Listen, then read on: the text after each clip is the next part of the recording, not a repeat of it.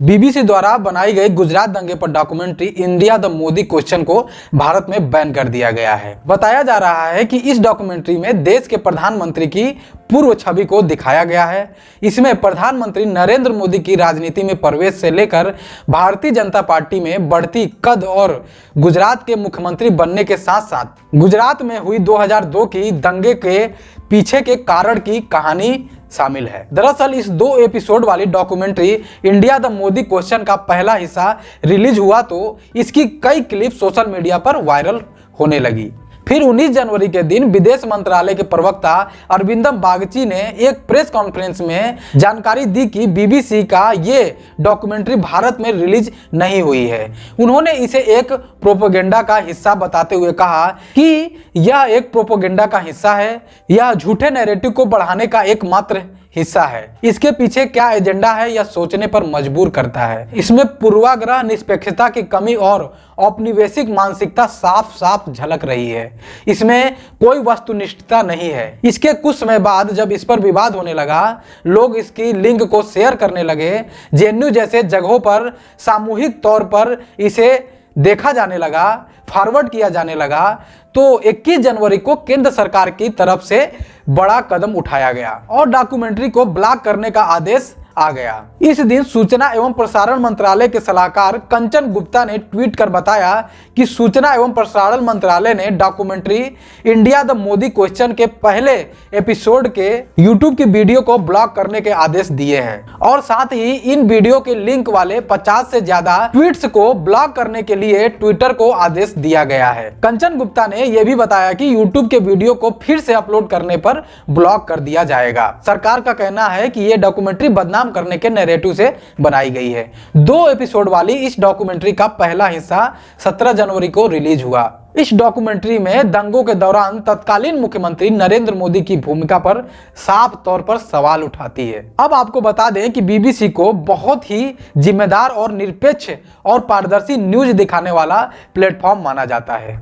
इस डॉक्यूमेंट्री के निकलने के बाद बीबीसी को एक करप्ट और भारत को बदनाम करने वाला न्यूज नेटवर्क बताया जाने लगा है। बीबीसी को भारत के आंतरिक मामलों में दखल अंदाजी न करने के लिए कई लोगों द्वारा लेटर भी लिखा गया है। आज जब सरकार के खिलाफ, मोदी जी के खिलाफ आवाज उठाया तो बीबीसी को गलत बताया जाने लगा, देश को बदनाम करने वाला न्यूज नेटवर्क बताया जाने लगा।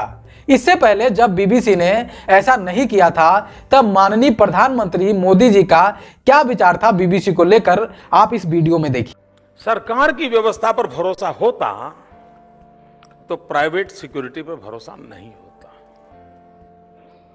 ये हमारे मीडिया वर्ल्ड,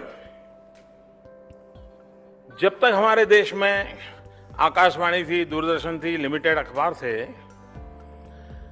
तब तक आम आदमी के बीच बात क्या होती थी? ये कहते थे, यार ये तो मैंने बीबीसी पे सुना है, यानी उससे हमारे देश की आकाशवाणी कह रही है भरोसा नहीं, दूरदर्शन कह रहा है भरोसा नहीं, अखबार इतने खर्चा करके निकल रहा है भरोसा नहीं। वो कह रहा है नहीं यार मैंने बीबीसी पर सुना है। अब ये जो क्रेडिबिलिटी है, सरकार की व्यवस्थाओं पर से भरोसा उठ जाना, ये मैं समझता हूं बहुत ही बड़ा खतरा है। और जब व्यवस्थाओं पर से भरोसा उठ जाए तो व्यक्ति अलग रास्ते खोजता है। जब न्याय पर से उसका भरोसा उठ जाए तो खुद ही न्याय करने की दिशा में चला जाता है। यानी इसके कारण पूरी समाज व्यवस्था का डिटोरिएशन भी होता है। समाज की जो परंपरा है, बड़े सदियों से पनपी हुई परंपराएं होती हैं, वे अचानक इसी कारणों से उसमें गिरावट आने लगती है।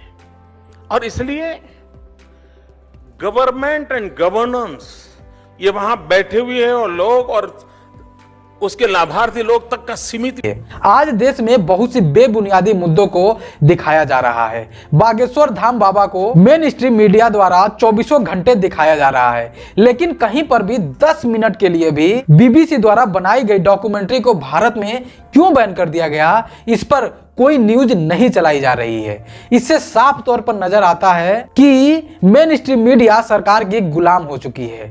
आज हजारों YouTube channel, social media platform को हटाया जा रहा है, उन प्लेटफॉर्म को जो सरकार के खिलाफ बोलते हैं। इससे साफ तौर पर यह नजर आता है कि अगर इस स्वतंत्र लोकतंत्र में आपको कुछ बोलना है तो सरकार के पक्ष में बोलो, वरना आपकी गुंजाइश नहीं है। इस स्थिति को देखकर 1975 की आपातकाल की स्थिति का आभास होता है। उस समय की पत्रकारिता में और आज की पत्रकारिता में क्या अंतर है? उस समय भी जो न्यूज़पेपर, न्यूज सोर्स सरकार के खिलाफ न्यूज प्रकाशित करते थे, उन्हें बैन कर दिया जाता था, क्योंकि उस समय भी पूर्ण बहुमत की सरकार थी। और आज के समय में भी जो न्यूज नेटवर्क सरकार के खिलाफ बोलने का साहस करते हैं, उन्हें या तो बैन कर दिया जाता है या तो कोई तरीका अपनाकर उन्हें जेल भेज दिया जाता है, क्योंकि आज भी पूर्ण बहुमत की सरकार है। उस समय भी कांग्रेस की पूर्ण बहुमत की सरकार थी, आज बीजेपी की पूर्ण बहुमत की सरकार है। बाकी आप समझ सकते हैं कि पूर्ण बहुमत की सरकार होने पर किस तरीके का रवैया सरकार द्वारा अपनाया जाता है।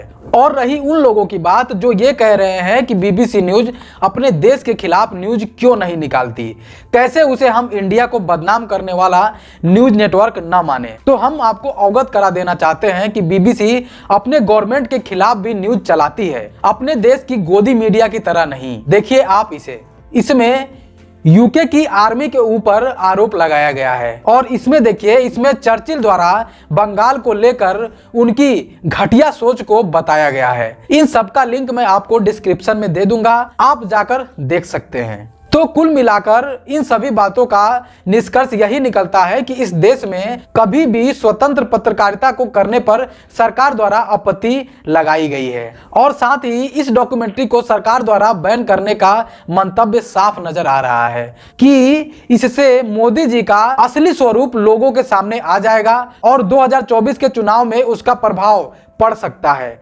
इसलिए कहीं ना कहीं इसे बैन किया गया है। बाकी अगर आप गुजरात दंगे की डॉक्यूमेंट्री देखना चाहते हैं तो राकेश शर्मा द्वारा फाइनल सॉल्यूशन नाम की डॉक्यूमेंट्री आप जाकर देख सकते हैं। यह गुजरात दंगों पर 2004 में बनाई गई डॉक्यूमेंट्री थी, जिसमें इन सभी चीजों को बीबीसी जो डॉक्यूमेंट्री बनाई है, ऐसी चीजें उसमें भी दिखाई गई है कि उसमें तत्कालीन गवर्नमेंट का क्या भूमिका था। बाकी आपकी क्या राय है इस डॉक्यूमेंट्री को लेकर, सरकार द्वारा डॉक्यूमेंट्री को बैन करने के मंतव्य को लेकर? कमेंट सेक्शन में अपनी राय साझा करें। इसी प्रकार की वीडियो को देखने के लिए हमारे चैनल द बीओपी न्यूज को सब्सक्राइब करें और बेल आइकन को दबाना न भूलें।